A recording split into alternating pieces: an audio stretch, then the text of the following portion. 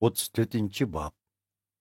Bir kuni Yoqubning Liyatın bo'lgan qizi Dina yerlik qanonliqlarning qizlari bilan ko'rishgili chiqdi.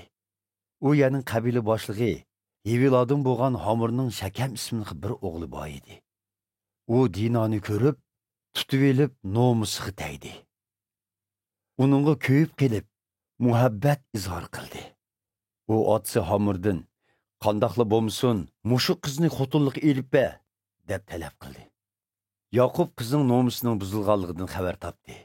Lekin u chaqda uning o'g'illari yayloqda mol beqiyotqashqa, u davrang samay ularning kelishini kutdi. Shakamning otasi Homur Yoqubning oldiga qizini so'rab kelganda, Yoqubning o'g'illari yayloqdan yengla kelgan edi. Ular bu ishdan xabar tepib, qattiq g'azabga keldi. Ham Shakamning Yoqubning qizining nomusiga tegishi bütün İsrail qabilasini haqoratlaydigan, yüz berishga tegishli bo'lmagan sat ish deb qaradi. Homur ularga: "O'g'lim Shakam qizinglarni yaxshi ko'rib qopti. Uni nikohiga ilishga ruxsat qilgaysizlar. Biz ikki qabila quda bo'layli. Sizlarning qizlaringlarni biz olayli. Bizning qizlarimizni sizlar elinglar. Shunda qilib, sizlar bizning yurtimizda xalgan yeringlarda o'tirib, erkin ovqat qilib, yer zemin setib olsanglar bo'laverdi" dedi. Orqadan Shakam o'zi Dinaning otasi va qiyindoshlaridan mundaq deb iltimos qildi: "Sizlarning ko'z oldinglarda mehr shafqatga erishsam, mendan nima talab qilsanglar, shuni beraman. Faqat mening Dinani nikohimga erishimga ruxsat qilsanglar, qanchalik to'yliq talab qilsanglar, qo'lim ko'ksimda." Shakam Yoqubning qizi Dinaning nomus tekkanligi uchun Dinaning oklari Shakamga va uning otasi Homurga hiyla mikr so'zlar bilan javob qaytardi. Ular: "Biz singlimizni xatni qilinmagan kishiga bermaymiz. Bunda qilish bizga nomus.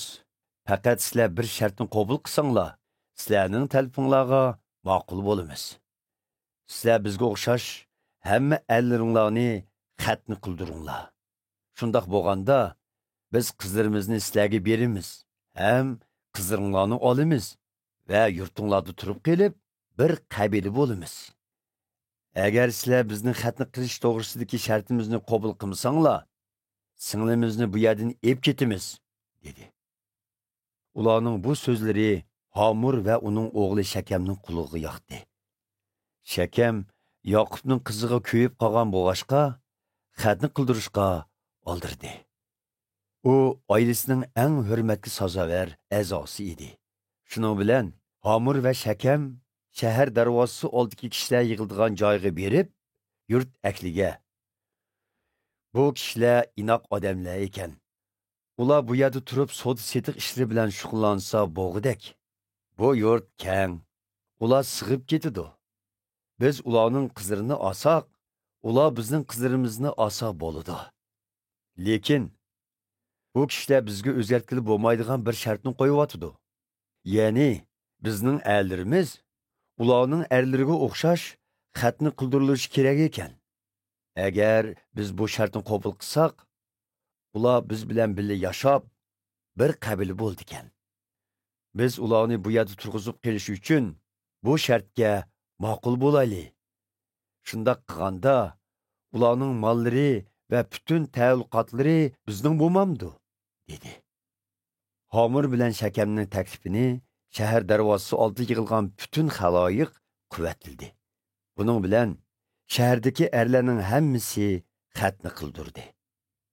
3 kundan keyin u yerdagi erlar xatni qildirib, texi saqaymaganda Yoqubning ikki o'g'li, ya'ni Dinaning o'z oklari Shimon bilan Lavi qo'liga qilich elib, to'salxuzli shaharga kirib, shahardagi butun erlarni qirib tashildi. Hatto Homur bilan o'g'li Shakamni o'ltirib etdi.